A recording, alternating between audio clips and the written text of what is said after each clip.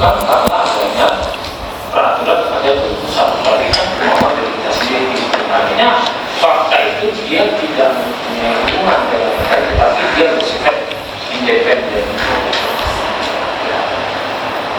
Katakan bahwa sejarah itu bukan sesuatu yang unik, tetapi kehidupan dengan peristiwa yang lain. Ini sebenarnya agak berbeda dengan sejarah lainnya, bahwa kalau untuk sejarah itu kata judul, ya, sebenarnya semuanya sama. Maksudnya itu di Indonesia ada pemberontakan nggak? Ada di Malaysia ada pemberontakan nggak? Ada. Lalu di Timur Tengah ada pemberontakan nggak? Ada. Jadi semua sejarah itu ya, ada di semua tempat, cuma packagingnya ada beda. Misalkan pemberontakan yang ada di Indonesia, hubungan kausalnya itu berbeda, bentuknya beda dengan pemberontakan di luar Indonesia. Jadi artinya sejarah itu di seluruh dunia itu sebenarnya sama, cuma packagingnya beda. Itu kata judul.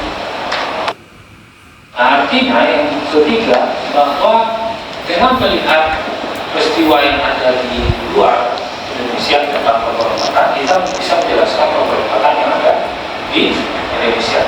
Misalkan ya, di Indonesia ada pemberontakan di tahun 1904 untuk kepada masyarakat pemerintahan Soeharto. Kalau di Afrika Utara, misalkan di Libya, Muhammad Gaddafi itu presidennya kan dirasakan oleh masyarakat, gitu ya. Nah di sana masyarakat itu merasa tertekan karena pemimpinnya itu bersifat otoriter.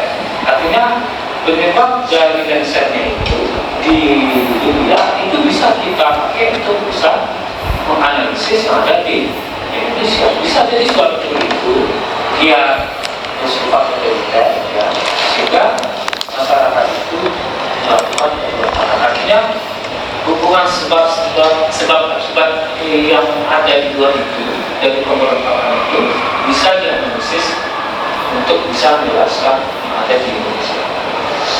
Nah, artinya merupakan hubungan kausal yang bersifat universal. Jadi seluruh peristiwa itu semuanya sama, cuma bedanya beda. Artinya sebab akibatnya mirip juga semuanya. Jadi untuk bisa mencerna kejadian A bisa kita pakai analisis yang B. Untuk bisa menganalisis kejadian B kita pakai analisis C. Karena semuanya hubungan kausalnya sama. Yang keempat sama sebenarnya bahwa kesamaan hukum bersifat universal dan bukan bersifat kebetulan. Jadi kalau kebetulan itu kan keniscayaan berasal dari diri. Keniscayaan itu adalah sesuatu yang mungkin datang secara tiba-tiba tanpa ada sebab. Nah, jadi kata diri, sesuatu yang terjadi itu memang ada hukumnya semuanya. Ada sesuatu penyebabnya. Tapi bukan karena keniscayaan